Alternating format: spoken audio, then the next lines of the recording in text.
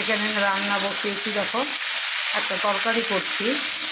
আর এই তরকারিটা হচ্ছে যে দিয়ে দিলাম প্রথমে, তারপরে বলছি। এই দেখো কপির ডাঁটা দিয়ে করব। এই ফুলকপি দেখো, এখানে ফুলকপি আমি তরকারিতে দিয়েছি। ওই ফুলকপিটা ডাঁটা পাতা কিছুই ফেলা যায় না। ফুলকপিও খাই আমরা, ডাঁটাও খাই, আবার পাতাও অনেকে বাটা খায়, আমি এখনও খাইনি।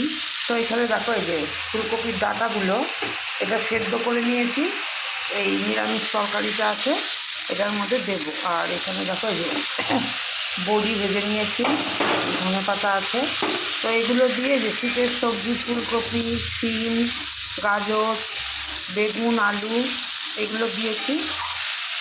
তারপরে এই যে ডাঁটাটা সেদ্ধ করেছি। তো এইরকমভাবে আমার মা করতো তরকারি, আর মা করতে একটু অন্যরকম, আমি এটা ধীরে দিয়ে করব। মা না এই তরকারিটা করতে হচ্ছে সর্ষে দিয়ে, সর্ষে বাটা দিয়ে।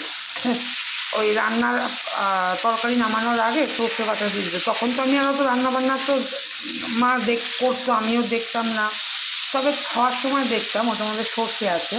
তো এই তরকারিটা মা সর্ষে দিয়ে করতো, আর আমি সর্ষে তো এখন খাওয়া যায় না, আমি করব হচ্ছে জিরে দিয়ে, শুকনো শুকনো করে করব। তাই বলছি যে মার আগের মতন রান্না তো এখন আর করতে পারবো না, তো তাই ভাবলাম যে চলো একটু এরকমভাবে করি। এর আগেও একদিন করেছিলাম এই কপির ডাঁটাগুলো দিয়ে, বেশ ভালো লাগে খেতে, শীতের সবজি তো তো ভালো লাগে। তো একটু এটা একটুখানি সেদ্ধ হলে, তারপরে কপি ডাঁটাটা সেদ্ধ করে নিয়েছি, সেদ্ধ হলে তারপরে দেবো।